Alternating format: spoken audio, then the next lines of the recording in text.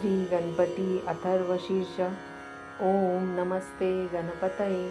त्वमेव प्रत्यक्षं तत्त्वमसि, त्वमेव केवलं कर्तासि, त्वमेव केवलं धर्तासि, त्वमेव केवलं हर्तासि, त्वमेव सर्वं खल्विदं ब्रह्मासि, त्वं साक्षादात्मासि नित्यं।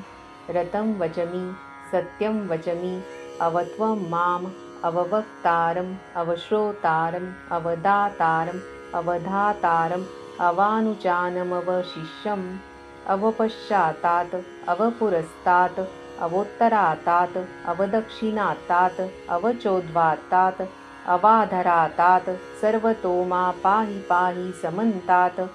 त्वं वाङ्मयस्त्वं चिन्मया, त्वम् आनन्दमयस्त्वं ब्रह्ममया, त्वं सच्चिदानन्दद्वितीयोऽसि, त्वं प्रत्यक्षं ब्रह्मासि, त्वं ज्ञानमयो विज्ञानमयोऽसि। सर्वं जगदिदं तत्तो जायते, सर्वं जगदिदं तत्त्वस्थिष्ठति, सर्वं जगदिदं त्वयि लयमेष्यति, सर्वं जगदिदं त्वयि प्रत्येति।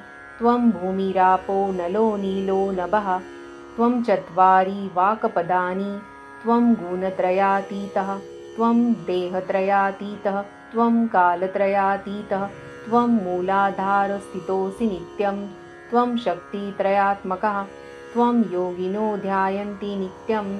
त्वं ब्रह्मा, त्वं विष्णुस्त्वं रुद्रस्त्वम् इन्द्रस्त्वम् अग्निस्त्वं वायुस्त्वं सूर्यस्त्वं चन्द्रमास्त्वं ब्रह्म भूर्भुवस्वरों गणादि पूर्वमुच्चारं वर्णादि तदनन्तरम् अनुस्वारः परतराः अर्धेन्दुलसितं तारेण रुद्धम् एतत्तव मनुस्वरूपं।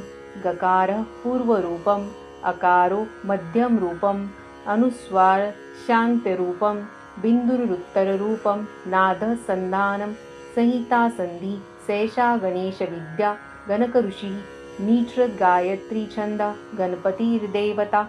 ॐ गणपतये नमः। एकदन्ताय विद्महे वक्रतुण्डाय धीमहि तन्नो दन्ती प्रचोदयात्। एकदन्तं चतुर्हस्तं पाशमङ्कुशधारिणं रदं स वरदं हस्ते बिभ्राणं मूषकध्वजं रक्तं लम्बोदरं शूर्पकर्णकं रक्तवाससं रक्तगन्धानुलिप्ताङ्गं रक्तपुष्पैः सुपूजितं भक्तानुकम्पिनं देवं जगत्कारणम् अच्युतम् आविर्भूतं च सृष्टयादौ प्रकृतेः पुरुषात् परम् एवं ध्यायन्ति यो नित्यं स योगी योगिनां वरः।